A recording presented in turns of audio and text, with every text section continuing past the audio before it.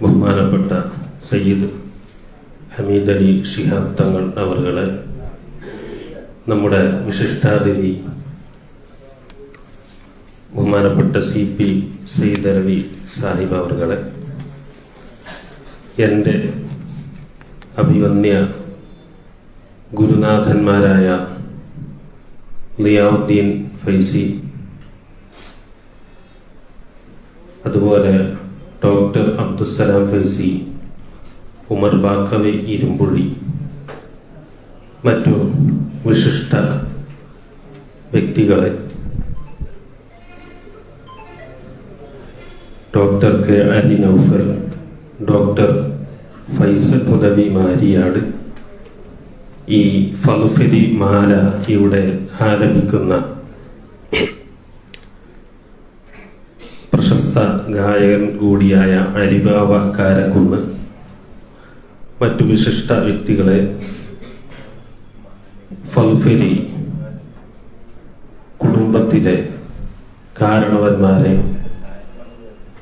സഹോദരങ്ങൾ, അള്ളാഹുവിൻ്റെ മഹത്തായ തൗഫീഖ് കൊണ്ട് വിശ്വമഹാപണ്ഡിതരായ ഫൽഫലികളെ കുറിച്ച് ഒരു മാലപ്പാട്ട് കാവ്യം രചിക്കുവാനും എൻ്റെ ഗുരുവര്യരെല്ലാം അണിനിരന്ന പ്രൗഢ ഗംഭീരമായ ഒരു സദസ്സിൽ അതിൻ്റെ പ്രകാശന കർമ്മം നിർവഹിക്കപ്പെടാൻ സാധിച്ചു. ഞാൻ അതിനെ അള്ളാഹുവിനെ സ്തുതിക്കുന്നു. അൽഹംദുലില്ലാഹ്.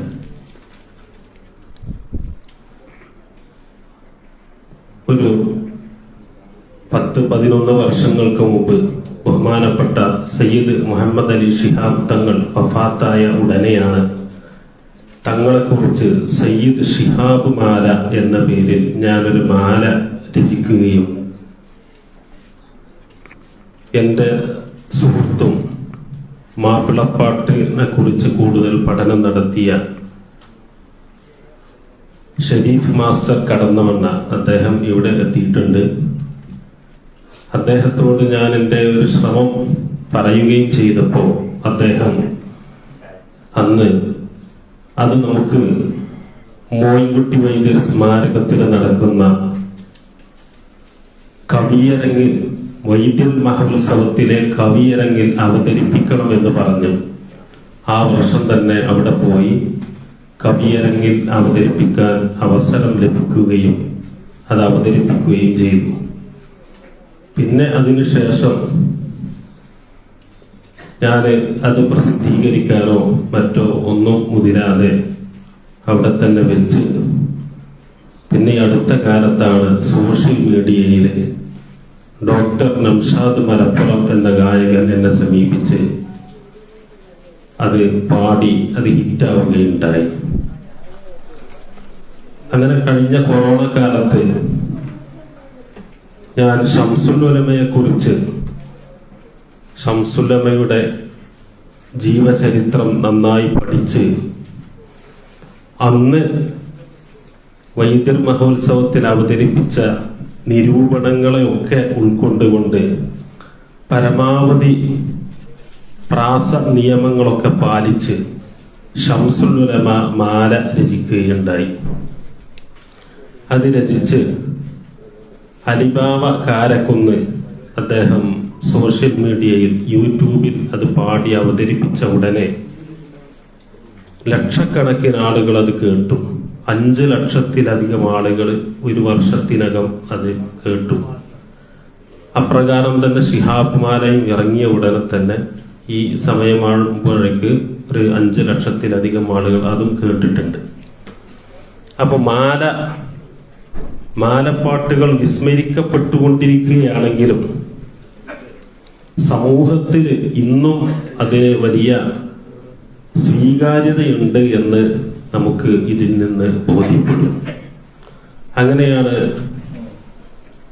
ഫൽഫലി സ്ഥാപനങ്ങളുടെയൊക്കെ മാനേജർ ബഹുമാനപ്പെട്ട അബ്ദുറഹ്മാൻ മുബാറക് സാഹിബ് എന്നെ യതീംഖാനയിലേക്ക് വിളിച്ചു വരുത്തി ഫദ്ഫലി മാല എഴുതണം എന്ന് പറയുകയും എൻ്റെ അധ്യാപന ജീവിതത്തിനിടയിൽ കൊറോണക്കാലം ആ ഫറാഗ് അതിനുവേണ്ടി ഞാൻ ഉപയോഗപ്പെടുത്തുകയും ചെയ്തു. അങ്ങനെ ദീർഘമായി ഫദ്ഫലി ചരിത്രം പഠിക്കുകയും ഞാൻ ആ ശ്രമം നടത്തുകയും അത് വിജയിക്കുകയും ചെയ്തു. അതിന്ന് പ്രകാശന കർമ്മം നിർവഹിക്കപ്പെട്ടിരിക്കുകയാണ്.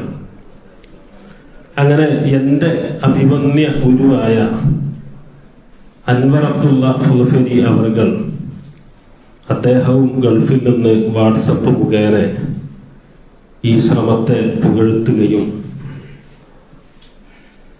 നേരിൽ കണ്ടപ്പോൾ ഇതിന്റെ പുരോഗതിയെക്കുറിച്ച് സംസാരിക്കുകയും ചെയ്തു. അങ്ങനെ മാലയുടെ പണിയൊക്കെ പൂർത്തിയായപ്പോൾ അദ്ദേഹം ഗൾഫിലുള്ള അദ്ദേഹത്തിന് ഇത് വിട്ടുകൊടുത്ത് അദ്ദേഹത്തിന്റെ അഭിപ്രായങ്ങൾ, വിലയേറിയ അഭിപ്രായങ്ങൾ മാനിച്ചുകൊണ്ട് ഇതില് ചെറിയ ചെറിയ മാറ്റങ്ങൾ ഒക്കെ വരുത്തി.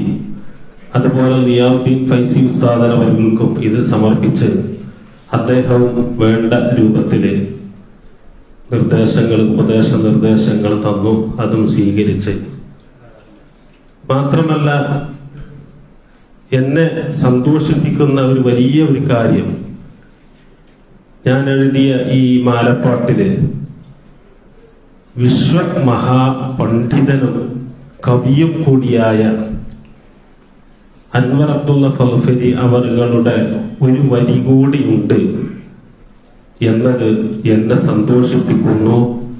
അതിലേറെ ഈ മാലയെ ധന്യമാക്കുന്നു എന്നെല്ലാവരോടും പറയുകയാണ്.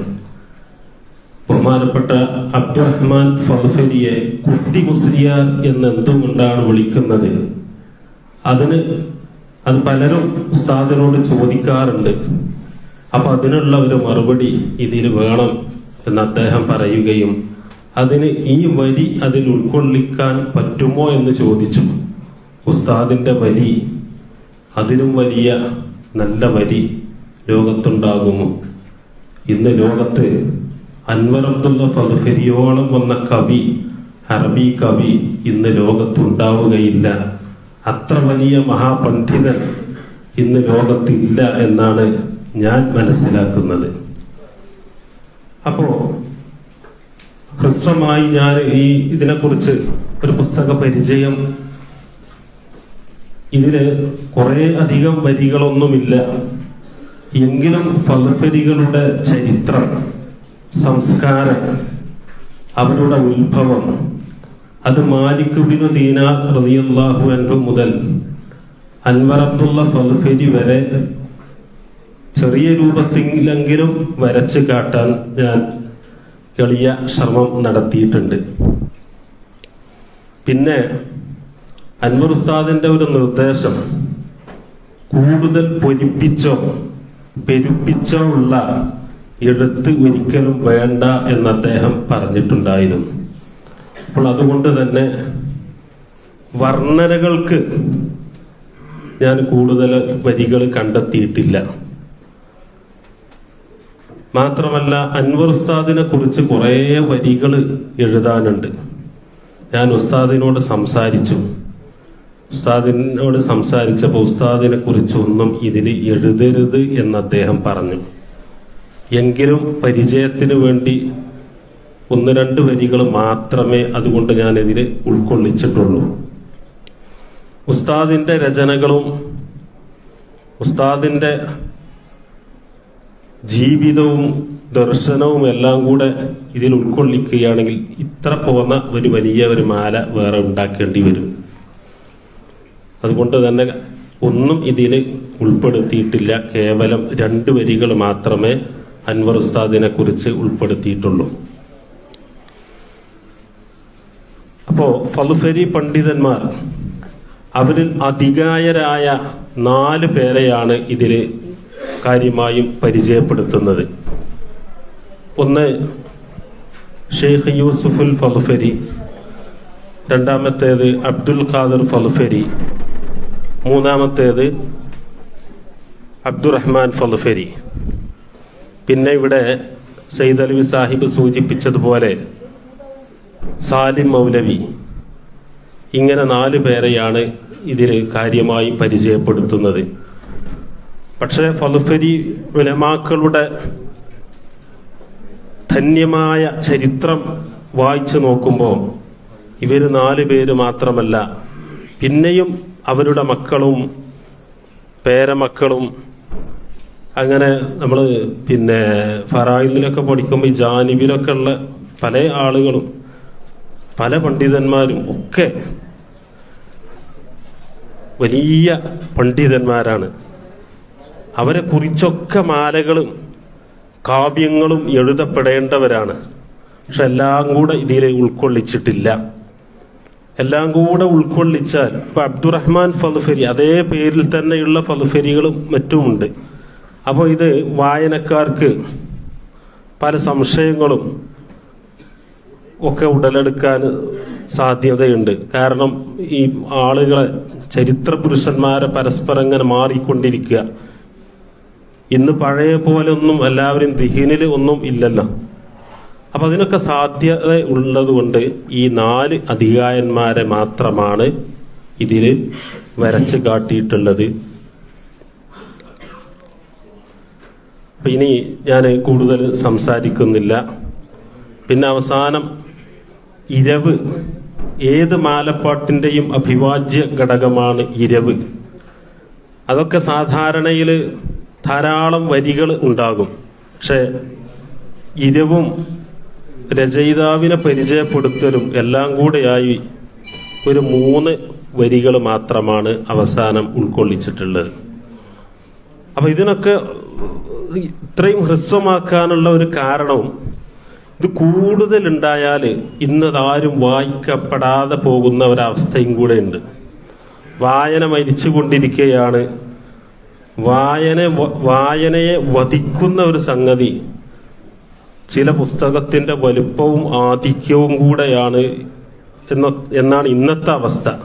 കാരണം ഇന്നത്തെ സോഷ്യൽ മീഡിയയുടെ അതിപ്രസരത്തിൽ ഇങ്ങനെയൊക്കെ സംഭവിച്ചു കൊണ്ടിരിക്കുകയാണ്. അപ്പൊ അതുകൊണ്ട് ഹ്രസ്വമായിട്ടാണ് ഇത് എഴുതിയിട്ടുള്ളത്. ഞാൻ അവസാനിപ്പിക്കുകയാണ്.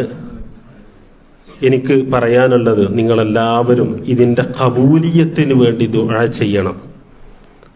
ഇതിപ്പോ വലിയ അംഗീകാരങ്ങളും ഒക്കെ നിങ്ങൾ എനിക്ക് തന്നു.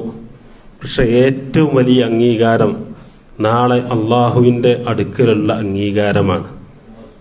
ഈ മഹാരഥന്മാരെ കുറിച്ച്, അവരുടെ ചരിത്രം സമൂഹത്തിലെത്തിക്കാൻ ഒരു എളിയ ശ്രമം നടത്തിയത് കാരണം നാളെ അവരോടുകൂടെ സ്വർഗത്തിൽ ഒരുമിച്ച് കൂടുക, അതാണ് പരമപ്രധാനമായ ലക്ഷ്യം.